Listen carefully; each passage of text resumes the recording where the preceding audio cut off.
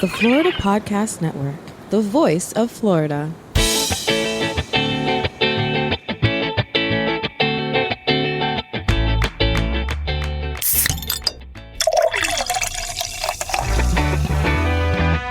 From Mallory Square in Key West to the Governor's Mansion in Tallahassee and all points beyond, you're listening to the Florida Beer Podcast, powered by FloridaBeerBlog.com, your source for all things related to the craft beer community in the Sunshine State.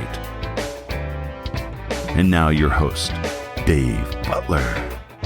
And here we go with part 2 of our amazing interview with Ancient City Brewing. This is the Florida Beer Podcast, powered by FloridaBeerBlog.com. This is Dave, your host and author. Thank you so much for listening. We're going to jump right into it with Greg Tuttle, founder of Ancient City Brewing, and Britta Messler, their general manager and VP. Amazing people. Hopefully you learned a lot in the last episode. We're going to keep going with a lot of great information about brewing in St. Augustine, bringing beer to St. Augustine. They really weren't the first ones to do it, but they are definitely the biggest at this point, and very happy that a lot of their beers like to celebrate the local history and culture. In fact, one of the latest articles that we put up on FloridaBeerBlog.com was their Castillo Coconut Porter, obviously named for the Castillo de San Marco, but the artwork on the can very happily celebrates the close by Bridge of Lions, close to both the Castillo and the downtown tap room where Greg, Britta, and I were able to chat. So we're going to jump back into it with Greg Tuttle and Britta Messler from Ancient City Brewing. Enjoy.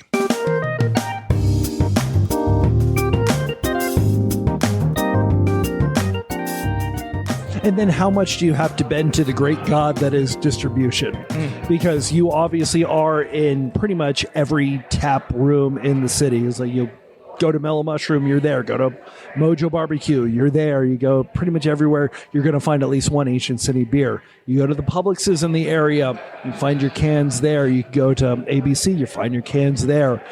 How much of it is not being able to do sort of the things that you want because of the things that you need to do to keep those contracts evergreen? It was like that for a minute, right? I was explaining, post-COVID, it took us a minute to get, it was so crazy for, however long it was. It's like a flash in the pan and, looking back on it, but it was just a time where, run, right? So bend the knee, we've all heard that phrase. Distro, it's the 3-tier system. It is what it is. I'm very lucky to have great relationships with our distributors. Our local distributor actually just sold, and it was split in half by the 2 distributors on the north and the south of us. So we were already with them. So it was, I don't want to say it's seamless because it wasn't. There's always things that you got to figure out. If they were going to sell, it was the ideal situation. Okay, because you've got a kind of a difficult situation in that you've got the distribution facility. We're in the downtown tap room, but because of Florida's beer laws, you can't just pop a couple kegs in a truck and bring it down here. It's got to go through. So it's a necessary situation. How do I say this lovingly? Diplomatically is the word I was going to think of. We buy our beer back from them. It is what it is. That's the law. That's the system that we live in. You have to respect the system. It's there for a reason. Now, does it need to be changed? I think that's a 5 or 6 beer interview versus 1. That's going to be a conversation that we have once the microphone is turned off. Yeah, I'm not unhappy with the way that it works, honestly, because I could not have done what I've done without them. Right? We grew exponentially faster. I don't have the capability of buying trucks, having sales guys at the level that they do. So there are many cons to pros to it and some cons, right? So it's a mixed bag. You take the good with the bad with the good. So. And how difficult has distribution been since you have 6 core packaged beers? You take a look at Bold City, they've got 3, maybe 4. Intuition has 4. You've got 6. I don't know that difficult's the word I'd use. It's careful would be the first word that comes to mind, right? So Publix has the three, the Anastasia, the gold, and the red, right? In most of their stores.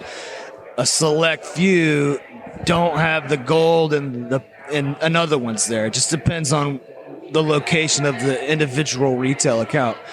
Towards Gainesville and Ocala and the Tallahassee markets, the main focus is orange and coconut. So it's a mixed bag, and it depends on the geographic area. It depends on the distributor stable too, in a big way, because if they have 14 reds, they're not going to want mine, right? Okay, so generally speaking, there's always a lagger, right? And our lowest selling SKU is the Ponce's Pale Ale. Now, that's a fabulous beer. I mean, it's absolutely delicious, but there are so many pails out there that have already been in the market and established for multiple decades that's a hard nut to crack. Other than that, the other 5 sell very, very well. Interesting. I find it interesting that the pale is what it is for you. Yeah, it's a little bit of a letdown's not the right way to say it, because it's such a good beer. Mm-hmm. Britta's going to pop in. Yeah. I think this really comes down to where we talk about how we do what we like and we enjoy what we like. But the pale ale for us is really that like staple that in-house, like if we don't know what we want, we pour the pale ale because it's got enough flavor for us, but it's not overly hoppy where I feel like, you have to be in an IPA mood, but it's not so light that you drink it so fast that it feels like you're just drinking something for summertime. So again, it's an all around flavor that you can't deny. It doesn't seem like this is a hop forward area like Tampa would be. It's like Tampa overhops everything, whereas even like some of the IPAs that we've had today in the couple places that we went to, it's been moderate at best. That's 100% accurate. I think that this area enjoys the IPA. I think they can appreciate a good hop, but they really are going for the flavor aspect. They're going for a flavor profile that they can really take a sip of and create a memory off of. And they want to remember what they had. Like, hey, I went to St. Augustine and I had this delicious orangey, zesty, malty amber ale that just really hit home and tasted like an orange lager to me. But again, it's not that, but it creates that memory of like, I was in Florida and had this phenomenal orange beer.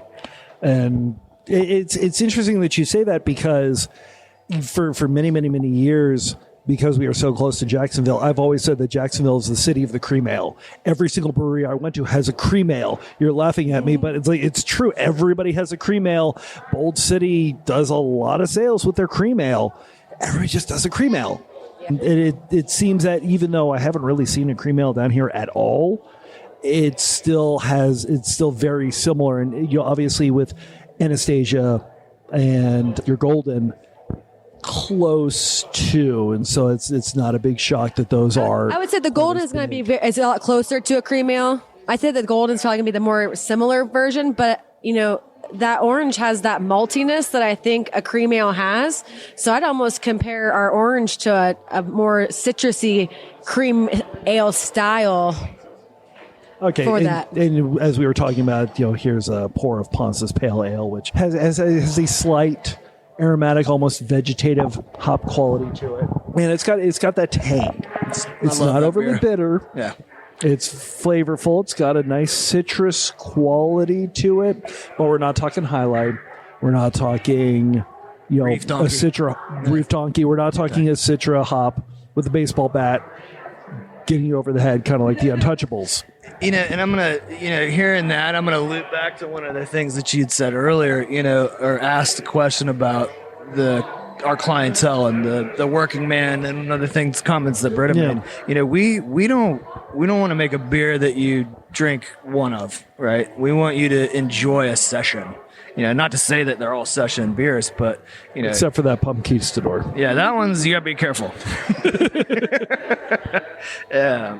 I want somebody to come in and drink a beer, have a good time, meet some people, drink another beer, have a good time, meet some more people. It's not a one and done situation. And I think we've crafted our course for sure around that. Even our coconut porter, you would think that it would be thick but it's not. It's a multi-beer sit down. So I think we've tried and I think we've accomplished it as well to brew, not for the masses, because we are very unique, but brew to a level that more than just a select few understand. Absolutely. That makes perfect sense.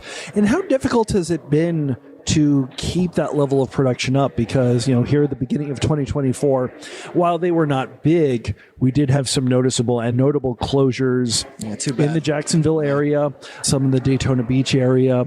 I know some other people have had to cut down on the number of tap rooms that they've had.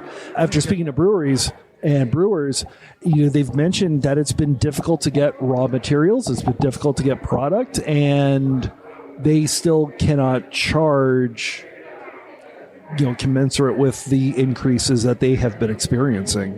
Yeah, it's been a challenge. The shipping cost, I think, has affected us and every other business on the planet, right? And that's come down in the last few months. But, the Ukraine is the breadbasket of the world, right? And when Russia invaded over there, you're looking at me like I'm crazy, all of our grain, I had no idea. Yeah, most of our grain comes from Germany, right? So our grain's shipped Germany into the Med and then across, right? So when that war started, everything went haywire, right?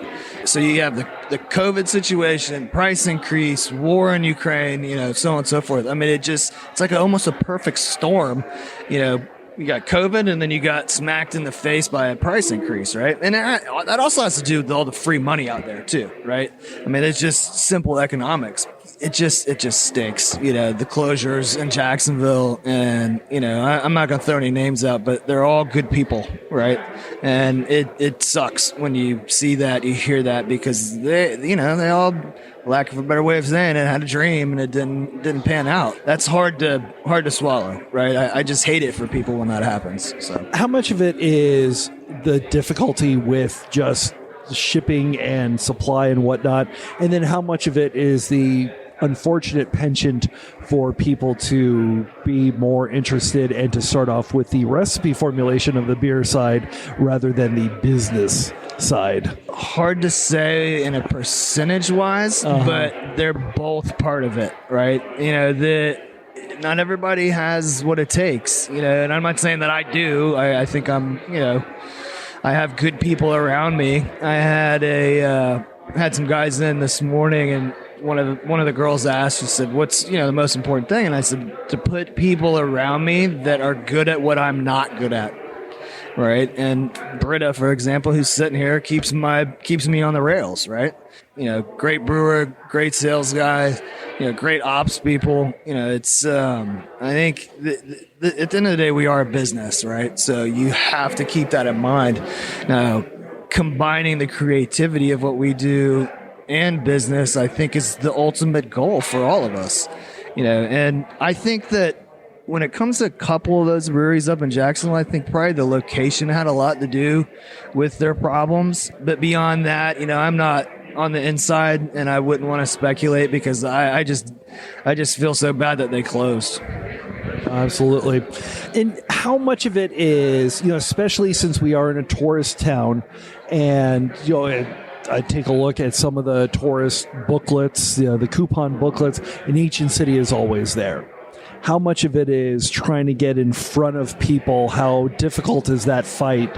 Because the other breweries in town don't necessarily do that, but I don't know if they're trying to if that's the crowd that they're trying to attract with their off the beaten path sort of tap rooms. Yeah, I think that that's a mixed bag as well. It just depends on which one we're talking about. For us here, there was a traffic study, and 20,000 cars drive by here a day.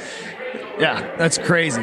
It's insane. Yeah, so that right there, it's advertising in itself. So, but we do the trolleys and the coupon books and stuff like that to, I think, the lowest degree possible. We love those things, but we don't do a lot of paper. Is that really your demo? Sorry? Is that really your demographic? Not really, right? So it is what it is. I mean, we have, as we're sitting here, there was, 2 people at the bar when we started, and now there's 40. Jammed, yeah. So I don't necessarily need to do those types of things, but it's also, the guys who own those are friends, right? So it's also supporting local families here in St. Augustine, and he rolls in every 6 months with a stack of magazines, and he's like, it's time to re-up. I mean, it's just awesome. I guess I did not realize that they would be locally produced publications. I just assumed that they were somewhere on Madison Avenue, and they've got their St. Augustine and their Orlando and their Jacksonville and their Charleston and so on and so forth. I'm going to let Britta pop in because she's known him for a long time.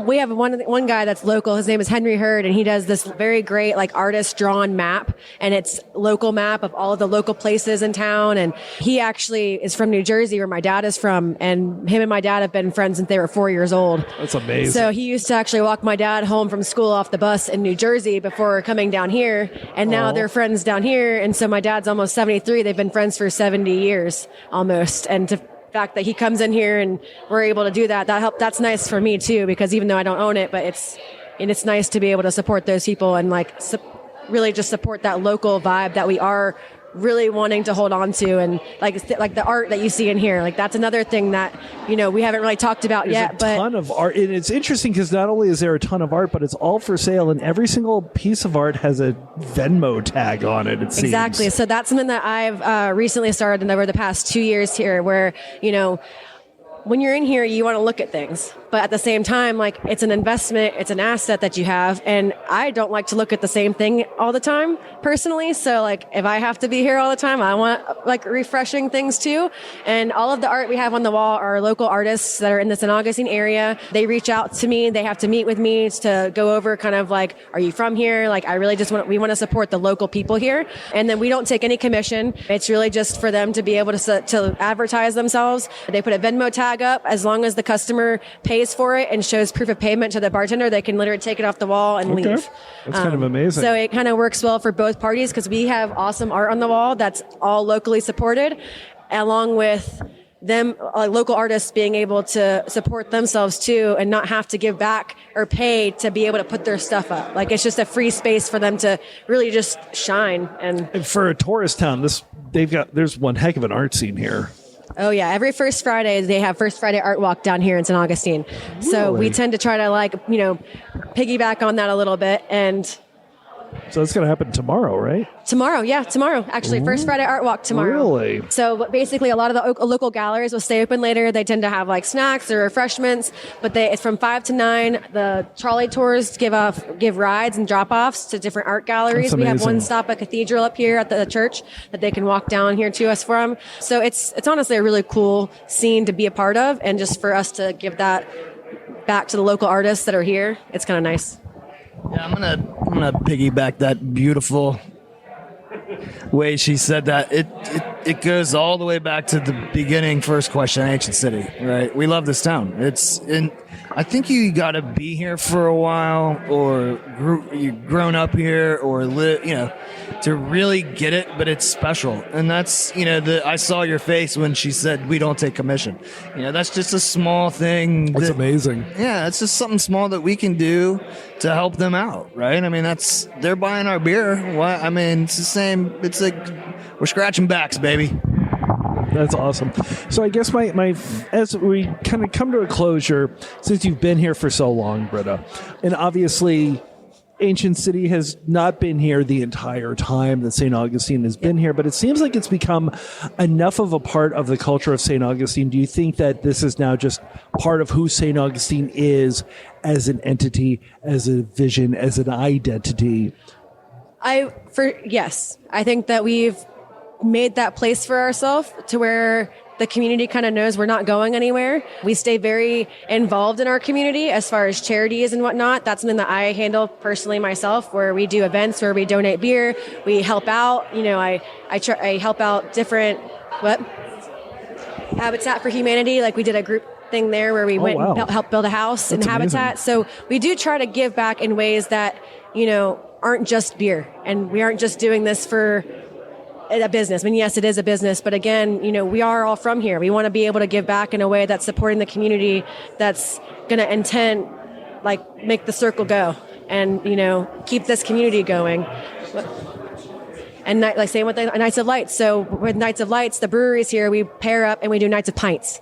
So that's something that we are all very proud of as well. That's been going on for a little while, if I'm correct. I think this is the 7th year, actually. I'm almost positive that this was year 7 because I believe 2 years ago we did the 5 and then last year was 6. This year is 7. It's us, Ancient City. We have Dog Rose and then the Brewery at Jack's. We partnered up this year. We've got 3 different local charities. We've got Pie in the Sky, the Fish Alliance, or the Fish Island Alliance, which is over by 312, that little park over there, and then the TPC Boys and Girls Club.